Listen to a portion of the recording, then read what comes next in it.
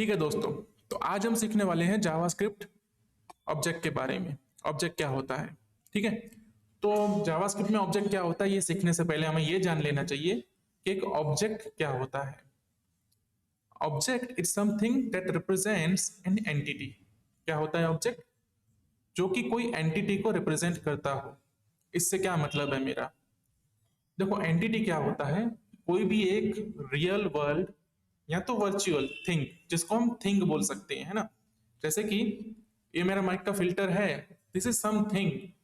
या फिर ये पेन है, तो ये पेन भी कुछ थिंग है, तो इसको क्या बोलेंगे? पेन एक एंटिटी है। ऐसी बहुत सारी पेन हो सकती हैं, ठीक है, लिस्ट ऑफ पेन हो सकती हैं, लेकिन एंटिटी पेन है।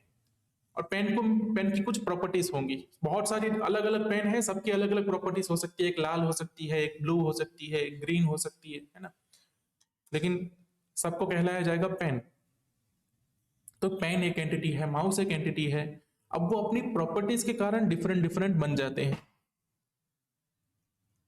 ठीक है, जैसे यहां पे देखा जाए तो स्टूडेंट एक एंटिटी है, पेन एक एंटिटी है। अब पेन के पास कौन सी प्रॉपर्टी होती है? तो भी कलर होता है पेन का, लेंथ होती है, प्राइस होती है। तो सारे अलग अलग पेन होते हैं जो उनकी अलग अलग प्रॉपर्टीज होती हैं। अब बिटकॉइन को देखें तो बिटकॉइन भी एक थिंग है ना, हम बिटकॉइन को भी कुछ बोलते हैं, बिटकॉइन की भी कोई वैल्यू है। तो बिटकॉइन कौन सी थिंग है? वो वर्चुअल एंटिटी है। वो कभी हमें फिजिकली दिखाई नहीं देती, लेकिन वो एग्जिस्ट करती है। उसकी भी कुछ प्रॉपर्टीज हैं, जैसे एड्रेस हो गया, मार्केट वैल्यू हो गई, उसका ओनर कौन है, वो एक प्रॉपर्टी है बिटकॉइन की। ओके, जब भी हमें किसी एंटिटी को रिप्रेजेंट करना होता है प्रोग्रामिंग में, तो हम ऑब्जेक्ट का यूज करते हैं। ऑब्जेक्ट की वैल्यू पेयर डेटा स्टोर करता है। ऑब्जेक्ट के अंदर हम की वैल्यू टाइप का डेटा स्टोर कर सकते हैं। अब ये क्या हो गया? सिंपल लैंग्वेज में बोलूं तो एक वेरिएबल के अंदर अगर मल्टीपल वेरिएबल स्टोर कराने हैं तो वो ऑब्जेक्ट बन जाएगा। जैसे एक वेरिएबल है, उसका नाम मान लो स्टूडेंट हो गया। अब स्टूडेंट के अंदर हमने मल्टीपल वेरिएबल स्टोर कर दिए। स्टूडेंट का नेम, स्टूडेंट का एज, स्टूडेंट का मार्कशीट, स्टूडेंट का सब्जेक्ट्स, ये हमने कहाँ स्टोर कर दिया? एक ही वेरिएबल के अंदर। तो वो बन गया ऑब्जेक्ट। जावास्क्रिप्ट के अंदर ऑब्जेक्ट डिफाइन करने के लिए क्या यूज करते हैं? Curly braces. ठीक है, कर्ली ब्रेसेस के अंदर ऑब्जेक्ट डिफाइन करते हैं। या तो हम न्यू ऑब्जेक्ट कीवर्ड का भी यूज करते हैं, दोनों सेम हो जाते हैं। अगर एम्प्टी कर्ली ब्रेसेस और न्यू ऑब्जेक्ट दोनों चीजें सेम है।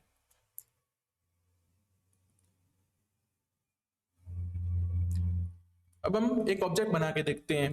ठीक है, तो देखिए, मैं यहाँ पे एक वेरिएबल डिक्लेयर करूंगा, लेट, मान लो मैं बोलता हूं पेन। ठीक है, पेन वन, ये देखिए ऑलरेडी मेरे पास एक बना हुआ था। Pen one equal to curly braces start किया और कर्ली ब्रेसिस को एंड किया। इस कर्ली ब्रेसिस के अंदर ये सब लिखा गया है। ठीक है, ये क्या है? की वैल्यू पेयर। पहले हमें की लिखनी है, जो मोस्ट प्रोबेबली स्ट्रिंग होने वाली है। इसकी जगह नंबर भी हो सकता है, बट तब भी वो स्ट्रिंग कहलाया जाएगा। कलर, और इसकी वैल्यू क्या है? रेड। बीच में है कॉलन, कलर कॉलन रेड। एक वेरिएबल था पेन, पेन नाम के वेरिएबल के अंदर चार वेरिएबल और हैं। तो जब पेन को कोई वैल्यू असाइन करनी थी तो मैंने बोला पेन इक्वल टू के राइट साइड में वैल्यू।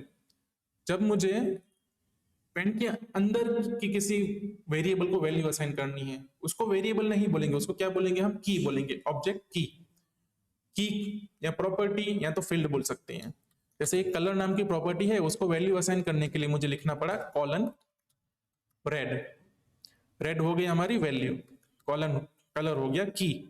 और जैसे ही दूसरी प्रॉपर्टीज भी हैं, height equal to 8, price equal to 3, is working equal to true या फॉल्स। तो हमारी पेन चल रही है कि नहीं चल रही है, ये ट्रू या फॉल्स से डिफाइन हो जाएगा। ठीक है, इसको मैं एंटर मारूंगा तो मेरे पास एक वेरिएबल बन चुका होगा पेन वन नाम का। पेन वन नाम को मैं प्रिंट करूंगा तो मुझे कुछ इस तरह का कंसोल में दिखेगा। अब मान लो मुझे इसके अंदर की कोई एक प्रॉपर्टी एक्सेस करनी है। मुझे जानना है कि पेन वन के अंदर जो कलर है वो कलर कौन सा है। तो मैं कंसोल लॉग लिखूंगा, वहां पे लिखूंगा पेन वन डॉट कलर। ठीक है, ये डॉट ऑपरेटर का यूज करके हम वेरिएबल के अंदर जो हमने की या प्रॉपर्टी स्टोर की है उसकी वैल्यूज एक्सेस कर सकते हैं। पेन डॉट कलर, इससे क्या मिलेगा हमें? पेन के अंदर कौन सा कलर स्टोर हुआ है उसकी वैल्यू। तो हमें मिल गया रेड। अब इसकी वैल्यू को मुझे किसी और वेरिएबल में असाइन करना हो तो वो भी मैं कर सकता हूं। Let colour equal to pen1 dot colour. अभी कलर मैं प्रिंट करूंगा तो मुझे मिल जाएगा रेड, ठीक है। इसके बाद अगर मान लो मैंने pen1 के अंदर कलर बदल दिया ब्लू, देखो ये सिंटेक्स का यूज करके मैं ऑब्जेक्ट के अंदर की किसी भी प्रॉपर्टी को चेंज कर सकता हूं, रीअसाइन कर सकता हूं। इसको जो भी पहले वैल्यू दे दी गई हो या तो वैल्यू उसके पास ना हो, फिर भी मैं डॉट लिख के राइट साइड में वैल्यू लिख के और असाइनमेंट ऑपरेटर का यूज करके वैल्यू रीअसाइन कर सकता हूं। Pen colour equal to blue. अब मेरे पास एक वेरिएबल था कलर जिसमें मैंने क्या स्टोर किया था, रेड, ठीक है। मैंने वैल्यू यहां से यहां लाई थी और अब मेरे pen1 के अंदर एक कलर है, वो क्या है, ब्लू। जैसे ही मैंने pen1 को ब्लू कलर दे दिया तो pen1 के अंदर ऑलरेडी जो रेड स्टोर हुआ था वो डिस्ट्रॉय हो गया, ठीक है। लेकिन वो कलर में अभी भी एग्जिस्ट करता है क्योंकि कलर एक सेपरेट वेरिएबल है जिसको मैंने कलर दे दिया था, जिसके अंदर कलर स्टोर करवा दिया था, ठीक है। अगर मुझे एक दूसरा ऑब्जेक्ट बनाना हो, मेरे पास दूसरी एक पेन है जिसका कलर मान लो ग्रीन हो, तो मैं क्या करूंगा, pen2 का एक वेरिएबल डिक्लेयर कर दूंगा, ठीक है। pen2 इसका कलर बोल दूंगा मैं ग्रीन, हाइट 10 मान लो, 10 इंच, और प्राइस 50 रुपए की होगी। और चल नहीं रही है वो 50 रुपए वाली पेन नहीं चल रही है, 3 रुपए वाली चलती थी। मैंने pen2 को बना दिया है। अब मैं pen2 डॉट कलर लिखूंगा तो ग्रीन आएगा, pen1 डॉट कलर लिखूंगा तो ब्लू आएगा। ये दो सेपरेट ऑब्जेक्ट हैं, ये दोनों सेपरेट ऑब्जेक्ट दो अलग अलग पेन को रिप्रेजेंट करते हैं। कभी भी ऑब्जेक्ट का यूज करो, मोस्ट प्रोबेबली वो ऑब्जेक्ट किसी एक रियल लाइफ थिंग या तो एक वर्चुअल थिंग जिसको बोलते हैं एंटिटी, उसको रिप्रेजेंट करते होंगे, ओके। जरूरी नहीं है कि ऑब्जेक्ट सिर्फ एंटिटी को रिप्रेजेंट करें, लेकिन उनका मेन पर्पस ही ये है। चलो आगे देखते हैं हम क्या है हमारे पास। तो देखिए हमने और देख लिया कि ऑब्जेक्ट को असाइन कैसे करते हैं, वैल्यू वेरिएबल डिक्लेयर करके, कर्ली ब्रेसेस। ऐसा भी कर सकते हैं कि एम्प्टी ऑब्जेक्ट डिक्लेयर कर दिया, वेरिएबल में असाइन कर दिया और बाद में हर एक की को मैन्युअली असाइन किया एक एक करके, वो भी कर सकते हैं हम। क्या होता है की, प्रॉपर्टी और फील्ड, ये तीनों चीजें सेम होती हैं, इन तीनों में कोई फर्क नहीं होता। ये जो वर्ड्स हैं वो इंटरचेंजेबली यूज हो सकते हैं। आप कभी की यूज करो, कभी प्रॉपर्टी यूज करो, कभी फील्ड यूज करो, कोई फर्क नहीं पड़ता। अब value can be accessed using dot operator हमने देख लिया। हमने जो नहीं देखा वो ये है कि वैल्यू स्क्वायर ब्रैकेट्स का यूज करके भी एक्सेस की जा सकती है। जैसे मेरा pen1 है, इसके अंदर कौन सी प्रॉपर्टी एक्सेस करता हूं मैं, कलर। तो मैं ऐसे भी लिख सकता हूं, तो मेरा रिजल्ट सेम आएगा जो pen1 डॉट कलर लिखने से आता था। pen1 डॉट कलर लिखूं या तो मैं पेन और ब्रैकेट के अंदर कलर लिखूं। ये कैसा सिंटेक्स है, एरे का इंडेक्स जैसे एक्सेस करते हैं सेम वैसा वाला सिंटेक्स है ये। इसको मैं इस तरह से असाइनमेंट भी कर सकता हूं, क्या पेन का कलर बदल के मैं लिख दूं ब्लैक। अब pen1 डॉट कलर करूंगा तो वो ब्लैक आएगा, या डॉट कलर की जगह ऐसे ब्रैकेट वाला कलर करूं तो भी ब्लैक आएगा। pen1 को पूरा ही प्रिंट कर दिया तो कंसोल में पेन, मतलब कंसोल में कोई भी ऑब्जेक्ट हो वो इस तरह से प्रिंट होता है, तो वो इस तरह से आ गया, ठीक है। चलिए आगे देखते हैं क्या है हमारे पास। ये देखिए ये दो सिंटेक्स हैं इसके। आगे आता है नेस्टेड ऑब्जेक्ट। देखो हमने पहले ही बात की, ऑब्जेक्ट के अंदर क्या होता है, की वैल्यू पेयर। की स्ट्रिंग होगी मोस्ट प्रोबेबली, वैल्यू होगी कोई भी, किसी भी डेटा टाइप की वैल्यू हो सकती है। ऑब्जेक्ट खुद एक डेटा टाइप है, तो हम जो ऑब्जेक्ट के अंदर की वैल्यू स्टोर हुई हैं उनके अंदर हम एरे स्टोर कर सकते हैं, ऑब्जेक्ट स्टोर कर सकते हैं, ट्रू फॉल्स कर सकते हैं, नंबर कर सकते हैं, या तो स्ट्रिंग करना हो स्ट्रिंग कर सकते हैं, ठीक है। जैसे ये मेरा एक ऑब्जेक्ट है स्टूडेंट का, स्टूडेंट के अंदर मैंने क्या किया हुआ है, इसको बना के देखते हैं सीधा कंसोल में। स्टूडेंट इक्वल टू, ठीक है, पहली प्रॉपर्टी मैंने दे दी name, name equal to Hamid. उसके बाद सब्जेक्ट्स आते हैं मेरे, हामिद कौन से सब्जेक्ट पढ़ता है। तो यहाँ पे क्या है, हामिद एक मल्टीपल सब्जेक्ट्स पढ़ सकता है, लिस्ट ऑफ सब्जेक्ट है ना, सब्जेक्ट कोई एक कोई जरूरी नहीं है, बहुत ज्यादा हो सकते हैं, बहुत ज्यादा तो नहीं मतलब 4-5 तो होंगे ही ना। तो सब्जेक्ट मल्टीपल होंगे, इसलिए हमने क्या बोला इसको, सब्जेक्ट्स मल्टीपल हैं। और राइट साइड में स्टोर क्या करने वाले हैं हम, एरे, क्योंकि मल्टीपल चीजें स्टोर करने के लिए एरे यूज होता है। सब्जेक्ट पहला हो गया मान लो हिंदी, दूसरा मान लेते हैं हम इंग्लिश, तीसरा मान लेते हैं हम कंप्यूटर। ठीक है, नीचे क्या स्टोर करेंगे हम? स्टोर कर सकते हैं मार्क्स। अमित को कितने मार्क्स आए हैं सारे सब्जेक्ट में। अब यहां मैंने क्या किया है, मार्क्स है वो भी क्या होने वाले, मल्टीपल होने वाले हैं ना, हर एक सब्जेक्ट के अलग अलग मार्क्स होने वाले हैं। फिर आप पूछोगे हम उसको क्यों एरे में नहीं स्टोर कर रहे हैं? तो मार्क्स जब भी स्टोर करेंगे ना, मान लो कि मेरे हिंदी में 30 मार्क्स आए, इंग्लिश में 20 मार्क्स आए, और कंप्यूटर में, कंप्यूटर छोड़ दो सिर्फ 2 ही मार्क्स के लिए ले लो, हिंदी में 30 है, इंग्लिश में 20 है। ठीक है, अब मैं सीधा ऐसा बोल दूं कि भैया 20 और 30, तो 20 जो है वो किस सब्जेक्ट के हैं और 30 जो है वो किस सब्जेक्ट के हैं, कैसे पता लगेगा, है ना? तो मुझे अगर यहीं पे ये भी बताना हो कि भाई किस सब्जेक्ट के कितने मार्क्स हैं, है ना, सीधा सीधा देखो यहाँ पे कोरिलेशन क्या बन रहा है, कौन सा सब्जेक्ट क्या मार्क्स, दो पेयर बनी रही है, सब्जेक्ट के साथ मार्क्स का पेयर, मतलब सब्जेक्ट आएगा की के अंदर और मार्क्स जो कि वैल्यू है, जो कि वेरिएबल है, बदलती रहती है, वो वहां आएगा। तो मैं लिखूंगा हिंदी में आए मेरे को 35 और इंग्लिश में आ गए मेरे को 40। और कंप्यूटर की बात करते हैं। ठीक है, अब कंप्यूटर में भी क्या होता है भाई, थियरी भी हो सकता है, प्रैक्टिकल भी हो सकता है, दो अलग अलग चीजों के मार्क्स स्टोर करना पड़ सकता है हमें। तो वहां पे लिखेंगे थियरी में आ गए मेरे को 50 और दूसरा क्या था, प्रैक्टिकल, प्रैक्टिकल में आ गए मेरे को 100, प्रैक्टिकल में बहुत ही अच्छा हूं मैं। यहाँ पे हर एक की वैल्यू को अलग करने के लिए हमने कॉमा यूज किया हुआ है। ठीक है ना, तो ये कॉमा भूल नहीं जाना है, अगर आप कॉमा नहीं यूज करोगे जावास्क्रिप्ट मारेगा, जावास्क्रिप्ट सीधा सीधा बोलेगा मेरे को समझ नहीं आया, तुमने क्या लिख के दे दिया है। हम्म, ये होते हैं लैंग्वेज के सिंटेक्स, बराबर। लैंग्वेज के कुछ रूल हैं वो आपको फॉलो करने पड़ेंगे, अगर आप वो फॉलो नहीं करोगे तो जो जावास्क्रिप्ट का इंटरप्रेटर है, जो जावास्क्रिप्ट समझने वाला मशीन अंदर बैठा हुआ है, वो कोई ह्यूमन नहीं है कि आपको मतलब आपकी भाषा बिना कंटेक्स्ट के समझ जाए। आप रूल फॉलो करोगे तभी वो समझेगा, अगर आप रूल गलत फॉलो कर दिया तो वो गलत समझ जाएगा। ठीक है, अगर इंसान होता वहां पे और कोई बच्चा जाता तो वो थोड़ी बहुत अगर गलत भी लैंग्वेज बोल देता हो तो इंसान समझ जाता है, लेकिन कंप्यूटर है वो नहीं समझता, वो रूल से ही चलता है। तुम बच्चे हो बड़े हो कुछ भी हो, तो यहाँ पे रूल्स हैं कि भाई मल्टीपल की वैल्यूज हैं उसको सेपरेट करने के लिए कॉमा का यूज करो। एरे में क्या था, मल्टीपल वैल्यूज है उसको सेपरेट करने के लिए कॉमा का यूज करो। मोस्ट ऑफ सारी जगह पे मल्टीपल वैल्यूज को सेपरेट करने के लिए कॉमा का यूज होता है। चलिए ठीक है, हमने देख लिया nested object, array of object. ठीक है, अब यहां पे ही मेन गेम स्टार्ट होता है, सारी एप्लीकेशन इसी चीज पे गेम खेलती है। ठीक है, जैसे कि शॉपिंग वेबसाइट दे लो, है ना, हम खोल लेते हैं अमेजोन। अमेजोन, ये देखिए क्या दिख रहा है यहाँ पे, प्रोडक्ट की लिस्ट दिख रही है, भले ही ये ऐसे ऐसे ऐसे है क्या, लिस्ट ही ना, प्रोडक्ट की लिस्ट दिख रही है। प्रोडक्ट की लिस्ट में क्या क्या दिख रहा है, प्रोडक्ट का इमेज भी दिख रहा है, उसका टाइटल भी दिख रहा है, नीचे कुछ प्राइस है लिखी है वो दिख रहा है, और नीचे ये प्राइम वाला जो एडवर्टाइजमेंट है वो भी दिख रहा है। हमने पहले ही देखा था लिस्ट को स्टोर करने के लिए क्या यूज करते हैं, एरे।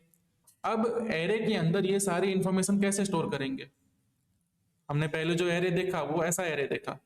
ठीक है, अब मान लो ऐसा अगर एरे बनाएंगे हम सिर्फ स्ट्रिंग वाला, तो हमें क्या मिलेगा, प्रोडक्ट के सिर्फ नेम मिलेंगे, सिर्फ प्रोडक्ट के नेम स्टोर करवाएंगे, या तो प्रोडक्ट की इमेज, या तो कोई भी एक चीज करवा पाएंगे ना, क्योंकि जो वेरिएबल्स हैं नॉन ऑब्जेक्ट वैल्यूज हैं जो, वो होती है स्केलर वैल्यूज, कोई भी एक वैल्यू, मल्टीपल वैल्यूज एक साथ स्टोर करने का ऑप्शन सिर्फ और सिर्फ ऑब्जेक्ट के पास है।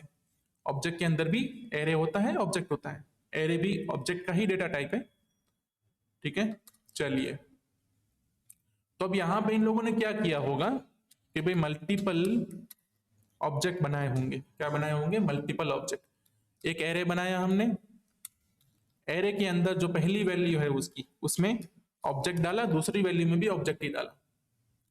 अब ऑब्जेक्ट के अंदर क्या क्या स्टोर कराया होगा भाई, टाइटल, प्रोडक्ट 1, है ना, डॉट नहीं लगाना है यहाँ पे, कॉमा, फिर टाइटल के साथ क्या होगा, इमेज होगा, ठीक है, कुछ भी HTTP वाला URL होगा, कॉमा करके डिस्क्रिप्शन होगी, या फिर हम सीधा प्राइस ले लेते हैं, बहुत ज्यादा डिटेल में नहीं जाते, ठीक है। तो ऐसे ही दूसरा ऑब्जेक्ट बनाया होगा।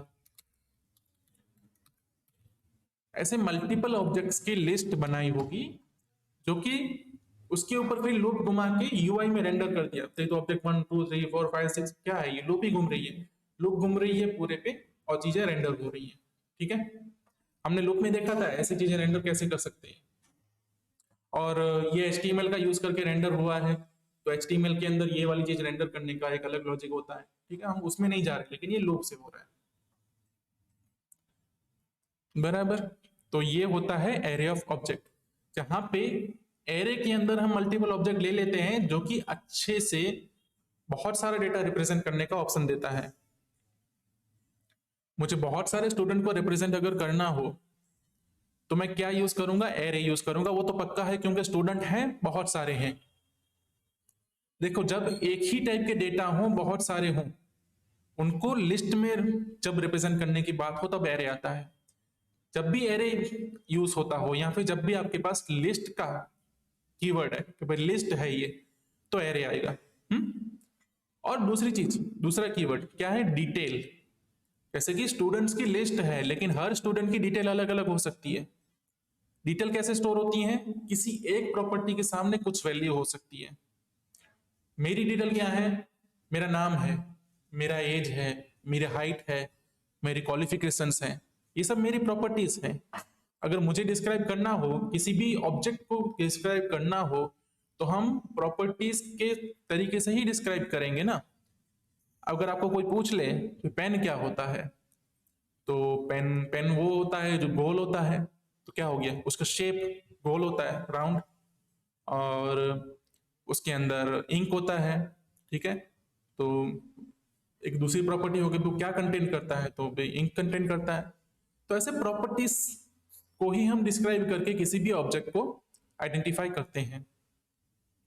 और हमें डेटाबेस में स्टोर भी वही तो करना होता है, क्योंकि हमें फ्यूचर में क्या चाहिए, ऑब्जेक्ट की लिस्ट चाहिए हमें। हमें मतलब जो यूजर को कोई भी यूजफुल एप्लीकेशन क्या रेंडर करती है, ऑब्जेक्ट की लिस्ट। आपकी कॉन्टेक्ट लिस्ट ले लो, अमेजोन की वेबसाइट ले लो, या तो आपका जो कैलेंडर है वो ले लो, वो क्या रिप्रेजेंट करेंगे, वो कॉन्टेक्ट की लिस्ट को ही रिप्रेजेंट करेंगे, वो उसको ही डेटाबेस में स्टोर करके रखेंगे। और डेटाबेस में जैसे डेटा स्टोर होते हैं, वो एक लिस्ट ऑफ ऑब्जेक्ट टाइप के ही होते हैं। ओके, ठीक है। इसके बाद एक छोटा सा टॉपिक है जेसन।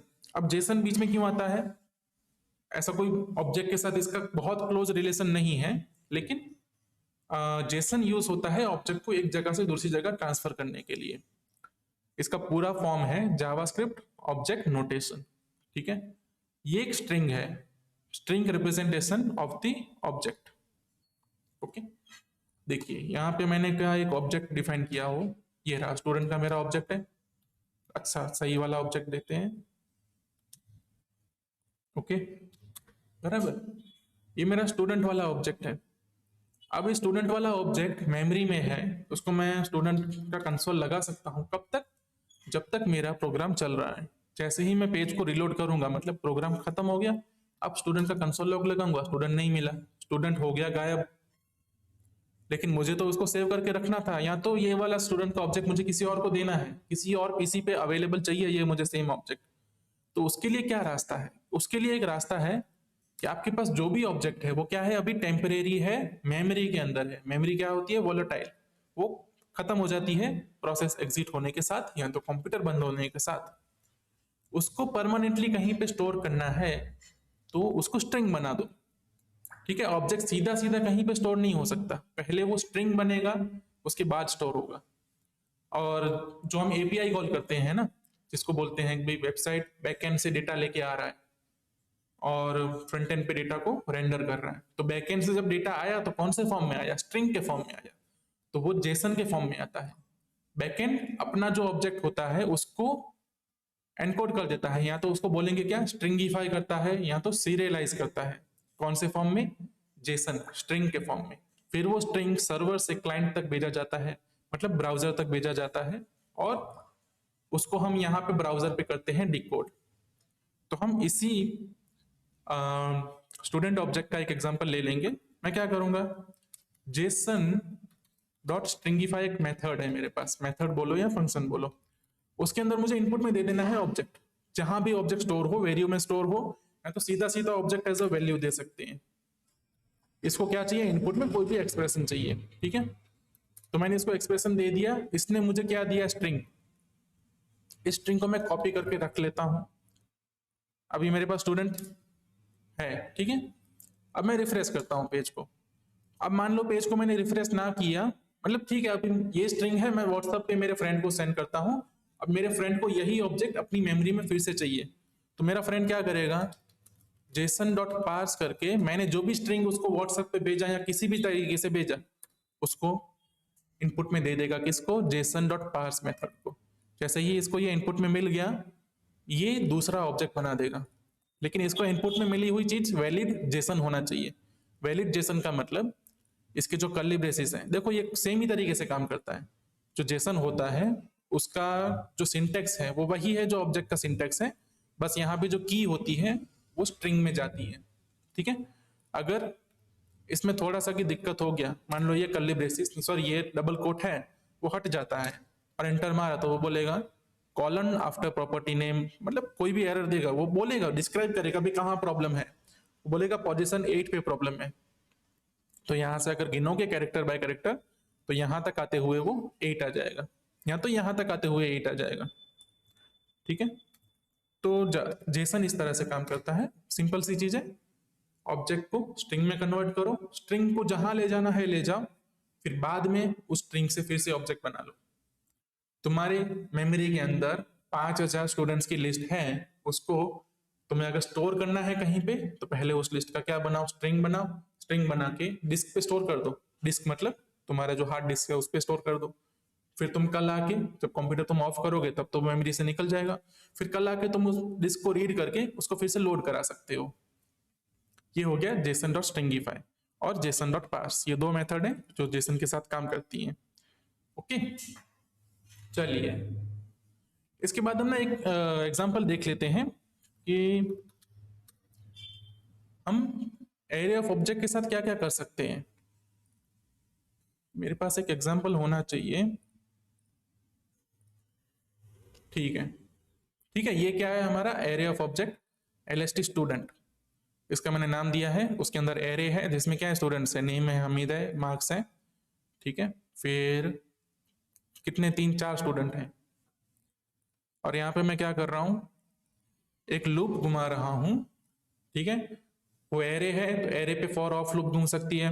लूप घुमा रहा हूँ, लूप के अंदर हर एक स्टूडेंट को मैंने क्या दिया, टोटल के मार्क्स दिए।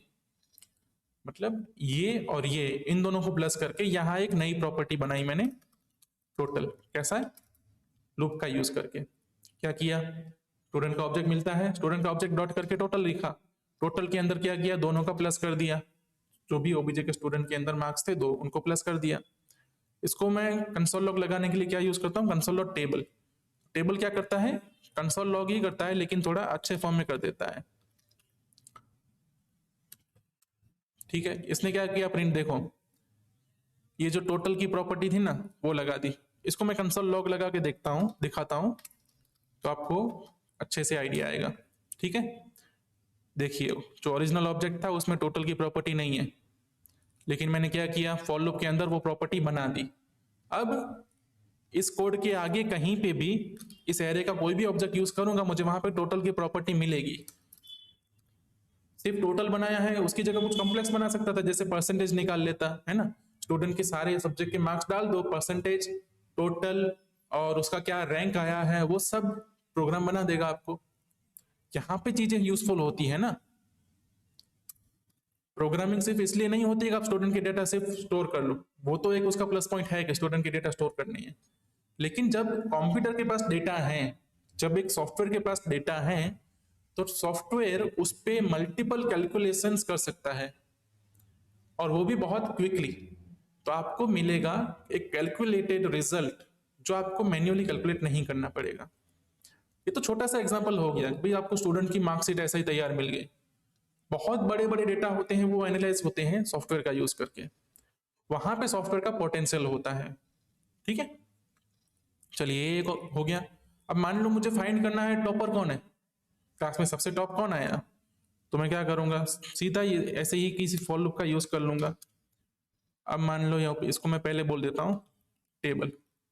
ओके, फिर प्रिंट क्या किया यहाँ मैंने, देखो यहाँ मैंने इसको क्या कर दिया था, कंसोल सॉरी कमेंट कर दिया, तो टोटल का कॉलम नहीं बना। अब मैं टोटल का कॉलम फिर से बना देता हूँ। इसमें क्या दिख रहा है कि देखो ये 124 किसको है, साजिया को, तो साजिया प्रॉपर है, लेकिन प्रोग्राम को तो कुछ नहीं पता है, तो मुझे प्रिंट करना है उस बंदे का नाम जो सबसे टॉप किया। ओके, अब पहले देख लेते हैं इस प्रोसेस को समझेंगे कैसे। ह्यूमन ब्रेन इसको कैसे रीड करता है, ह्यूमन ब्रेन देखेगा पहली लाइन, मार्क्स देखेगा कितने हैं 55। ये प्रोग्राम मान लो उसकी पूरी लाइफ टाइम यही प्रोग्राम है, 8 से पहले 55 से बड़ा कुछ देखा नहीं देखा, 55 ही सबसे बड़ा है मान लिया। ठीक है, फिर दूसरी लाइन पे आएगा, देखिएगा 90 है, अच्छा 55 और 90 को कंपेयर करो, कौन बड़ा है, 90 बड़ा है, तो फिर बोलो आदि को सबसे ज्यादा मार्क्स है। फिर तीसरी लाइन पे आएगा, देखिएगा 124 और 90 इनमें से क्या बड़ा है, तो फिर देखेगा नहीं 124 बड़ा है, तो साजिया को सबसे ज्यादा मार्क्स है, स्टोर कर दो। क्या हो रहा है, स्टोर हो रहा है, और मार्क्स भी क्या स्टोर हो रहे हैं 124, है ना, ये स्टोर कर रहे हैं हम कौन सी लाइन सबसे बड़ी है। फिर नीचे आता है लास्ट में 34 124 से बड़ा है, नहीं नहीं नहीं, स्किप करो, कुछ नहीं करना। तो ऊपर क्या करना है आपको, ये जो स्टोर करना है ना, ये बड़ा है ये बड़ा है ये बड़ा है, इसके लिए क्या करो, एक वेरिएबल डिफाइन कर लो, वेरिएबल मैक्स इक्वल टू पहले उसको क्या वैल्यू दें, तो देखो पूरी लिस्ट में जो भी पहला है ना उसको तो बाय डिफॉल्ट हम टॉप मान ही लेंगे। एलएसटी स्टूडेंट का जो 0 है उसको तो हम टॉप मान लिया, क्यों, अरे क्योंकि भाई आज तक कोई और तो आया नहीं है, अभी और तो कंपैरिजन हुआ नहीं है। फिर हम कंपैरिजन स्टार्ट करेंगे, कंपैरिजन स्टार्ट कब करेंगे, टोटल काउंट करने के बाद, if obj student dot total greater than max dot total। Okay, max के अंदर हमने क्या स्टोर किया, एलएसटी स्टूडेंट का 0 स्टोर किया, तो मैक्स के अंदर जो टोटल की वैल्यू है और जो ओबीजे स्टूडेंट के अंदर टोटल की वैल्यू है उन दोनों को कंपेयर किया, अगर स्टूडेंट वाली वैल्यू बड़ी हो जाती है तो हम क्या बोल देंगे, max equal to OBJ student, जो अभी ओबीजे स्टूडेंट है वही सबसे ज्यादा है। लास्ट में क्या प्रिंट कराएंगे हम, मैक्स, मैक्स को प्रिंट कर दो। चलिए इसको रन करते हैं, क्या मिला हमें मैक्स में, नेम एज मार्क्स, ठीक है। चलो इसको ना कंसोल लॉग लगाएंगे तो अच्छे से दिखेगा ये, क्या मिला हमें, name Sajiya, age 13, total 124 max था। अभी इसमें क्या कर देता हूं मैं, ये जो भैया है इसको मैं बोल देता हूं भाई तुम्हें 80 आ गए यहाँ पे। अभी भी साजियां बड़ी है, और इसको भाई इंग्लिश में भी मैं दे देता हूँ 80। ठीक है, अभी क्या हो गया, अब ये हामिद भाई बड़ा हो गया सबसे। ओके, तो इस तरह से हम मैक्स कैलकुलेट करेंगे। चलिए भाई इतना हो गया है हमारा, और बस इसी के साथ हम ये वाला लेक्चर कंक्लूड करेंगे। ठीक है, मिलेंगे नेक्स्ट लेक्चर में जहाँ पे हम फंक्शन के बारे में बात करने वाले हैं। बस बाय बाय।